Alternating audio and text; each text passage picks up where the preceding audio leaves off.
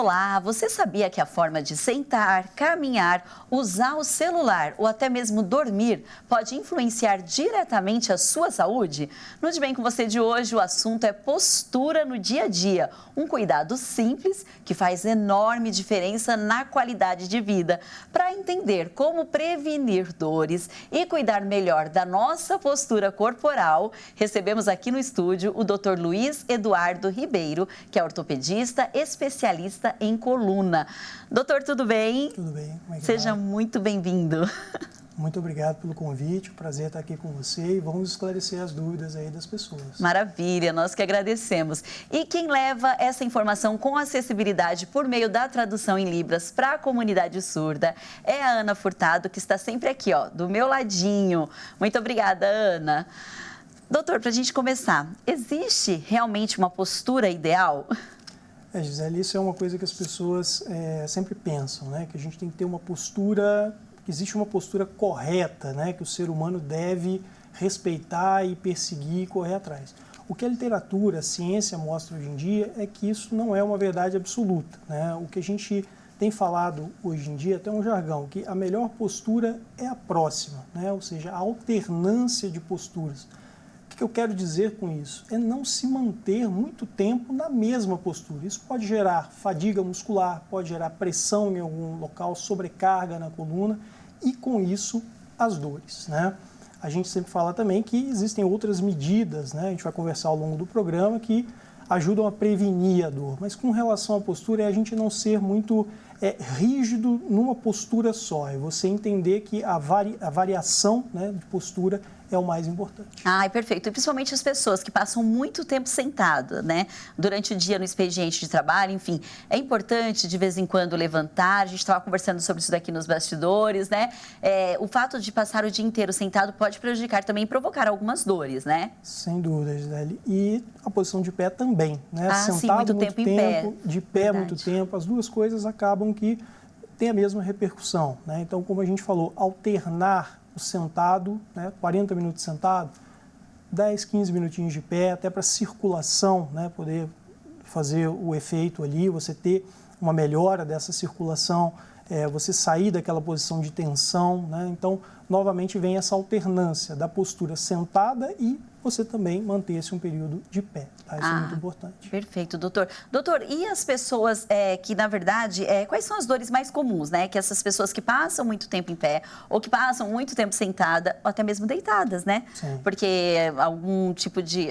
existem as pessoas que precisam ficar acamadas. Sim. E aí eu imagino que elas também podem sentir dor por conta dessa posição o tempo todo ali, o dia inteiro. Quais são as dores mais comuns que geralmente surgem por conta desse excesso de ficar muito tempo sentado ou muito tempo deitado?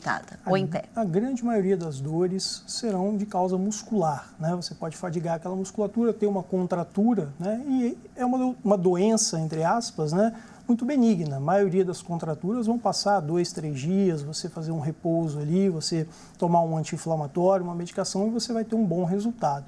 Outras doenças que podem vir e causar essas dores são as hérnias de discos, as estenoses na coluna, alterações degenerativas, artroses das articulações facetárias. Também pode advir por um tempo pela degeneração, pelo envelhecimento do paciente, né? Isso pode acontecer, e também por ergonomia, né? A pessoa no trabalho, se manter em posições viciosas, isso pode contribuir.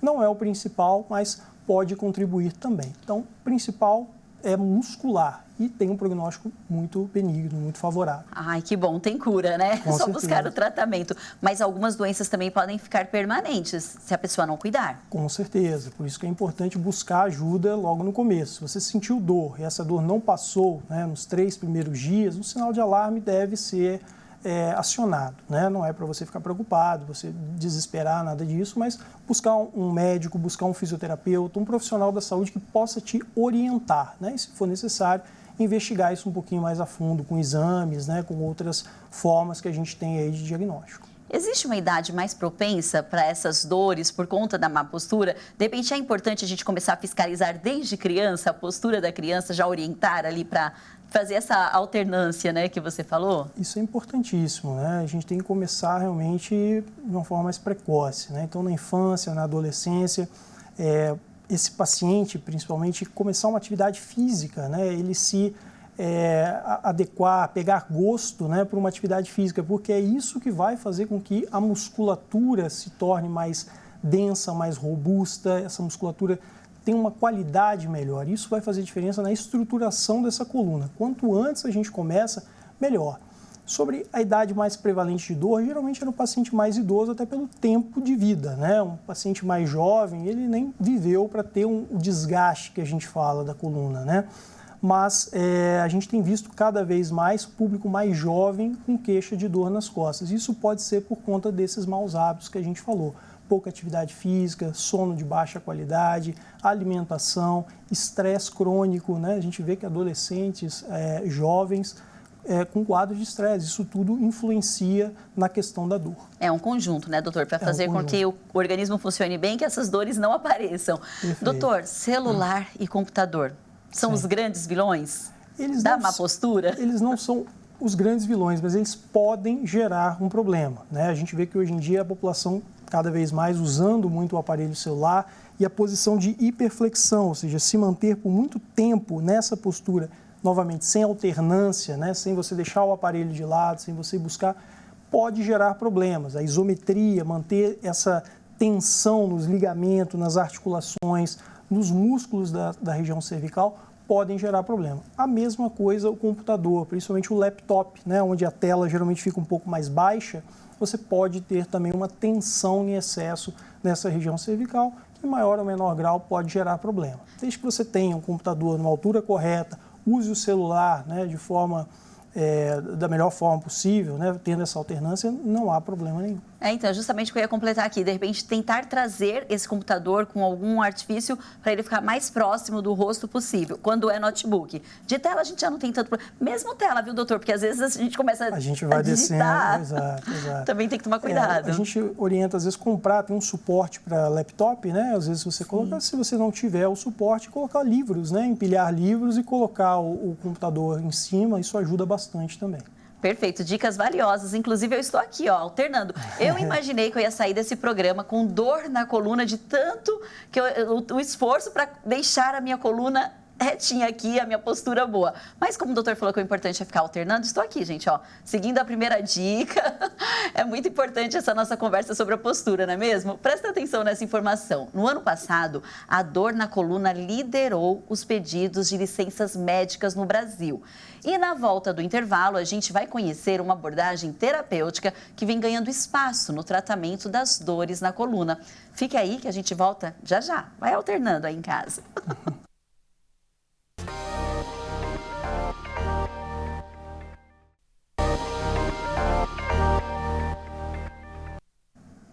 Estamos de volta. Você está cuidando direitinho da sua postura? Quando o assunto é dor lombar, a osteopatia é um método terapêutico manual muito eficaz para restaurar a mobilidade articular, aliviar dores e reequilibrar o corpo. O repórter Rafael Ramos e o cinegrafista Claudinei Salles foram conhecer essa técnica bem de pertinho. Doutor, vamos conferir? Vamos lá.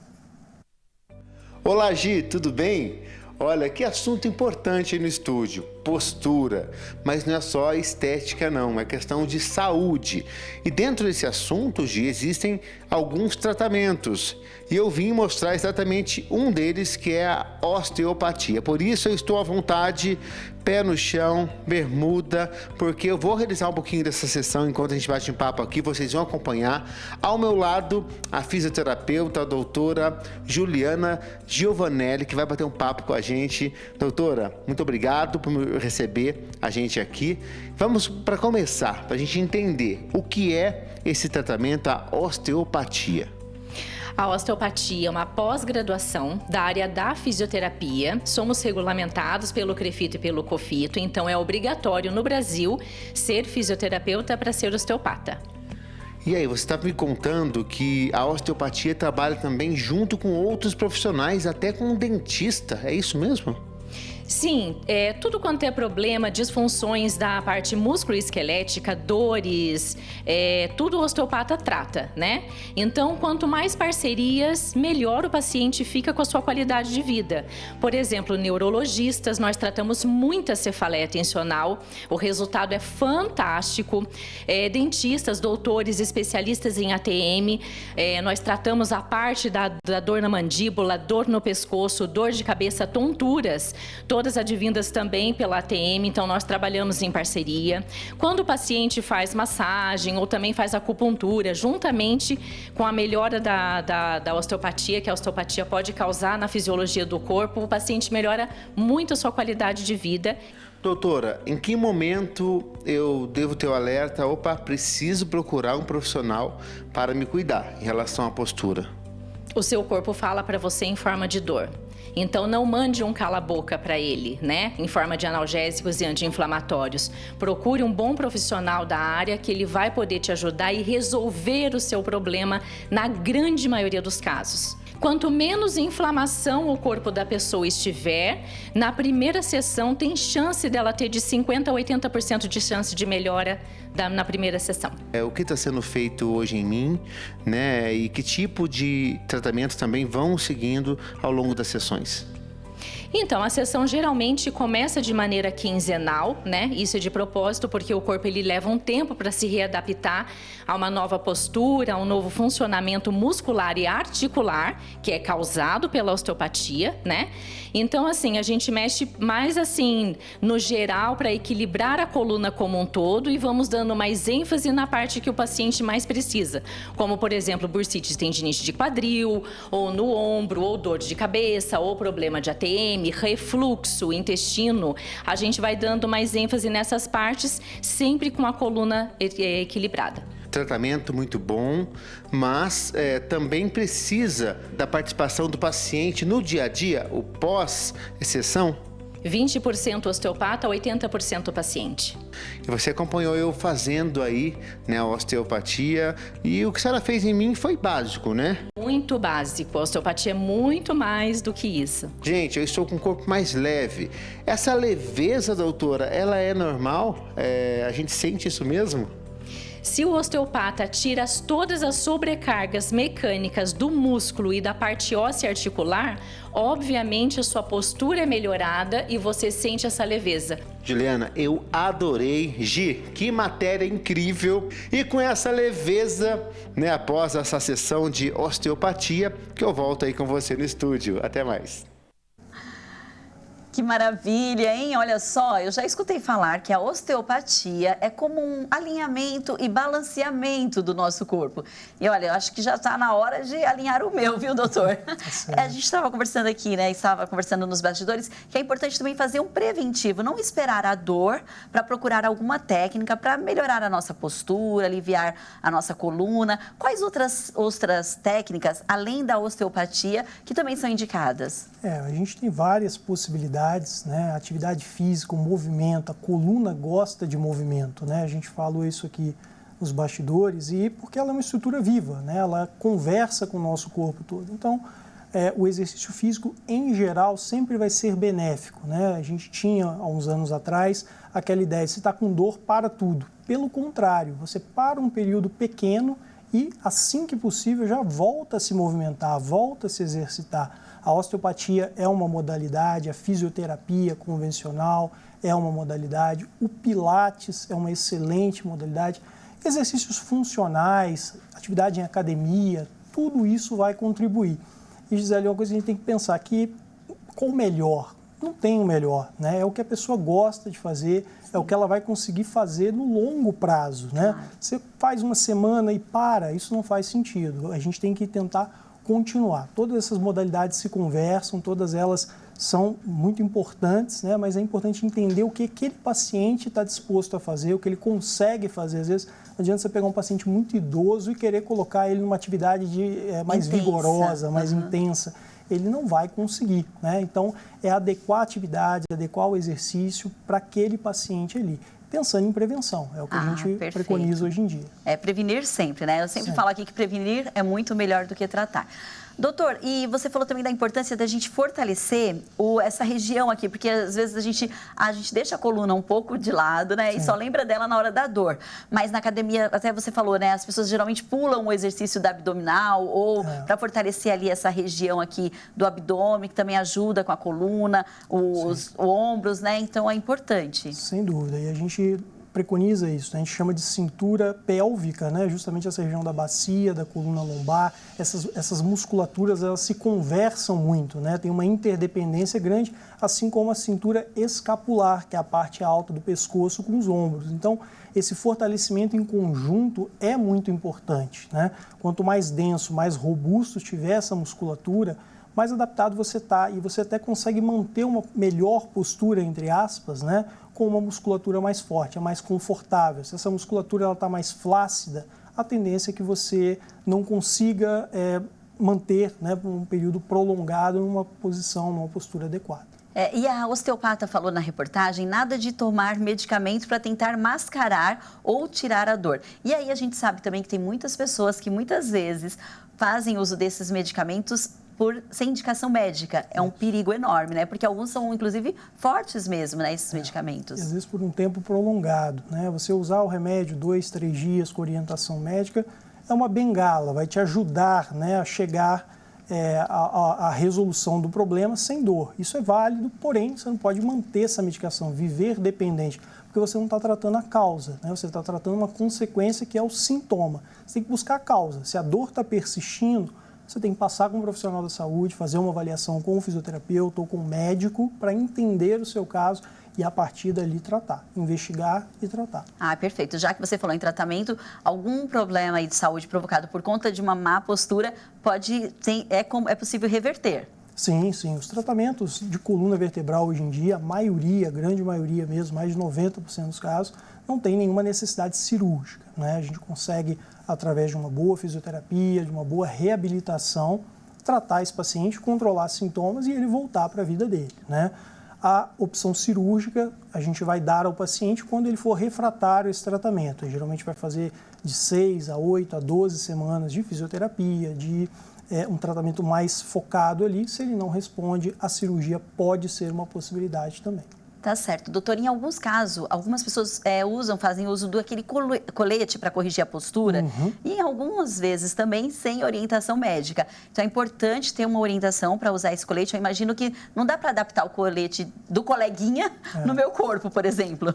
Isso, Gisele, é uma coisa também que as pessoas sempre perguntam. É bom usar colete? É bom utilizar cinta? As mulheres, né? Isso que eu ia falar agora, aquelas cintas que geralmente as mulheres colocam. A ciência não mostra nenhum benefício do uso dessa cinta. Ela pode até causar algum alívio imediato das dores, né? Assim como o remédio também faz, mas o uso dela por tempo prolongado pode gerar até uma acomodação, uma preguiça da nossa própria musculatura, né? Uma vez que tem alguma coisa ali segurando para ela, e essa musculatura ficar mais fraca, ela ficar mais preguiçosa mesmo, né? Então, o ideal é, se for fazer uso de alguma cinta, de alguma coisa, usar por poucos dias também, e com orientação médica ou, novamente, de um fisioterapeuta especialista nessa área. Dicas valiosas. Gente, nós vamos agora para uma pequena pausa e no próximo bloco, o Dr. Luiz Eduardo Ribeiro vai ajudar a gente com dicas práticas para você aplicar hoje mesmo. Então, fica aí que nós já voltamos.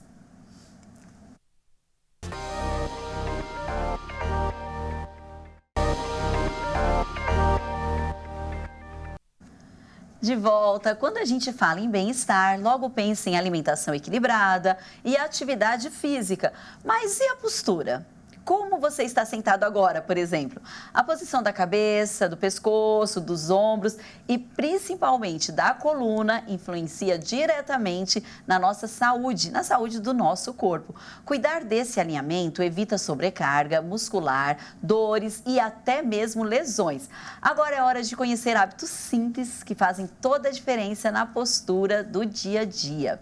Doutor Luiz Eduardo, a gente estava conversando aqui, né? Postura gera inúmeras dúvidas, mas como dormir? O melhor travesseiro, o melhor melhor colchão.